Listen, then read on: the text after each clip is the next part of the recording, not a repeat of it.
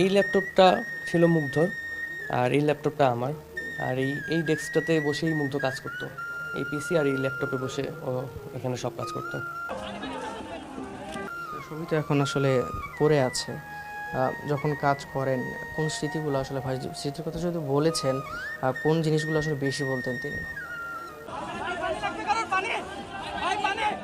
আহ, যখন আমরা বসে কাজ করতাম আমরা ইউজুয়ালি যেহেতু সেম সার্ভিসই প্রোভাইড করতেছি, আমি কোনো কাজে যদি আটকায় যেতাম ও আমাকে সে কাজে হেল্প করতো, ও কোনো কাজে আটকে গেলে আমি ওকে সেই কাজে হেল্প করতাম।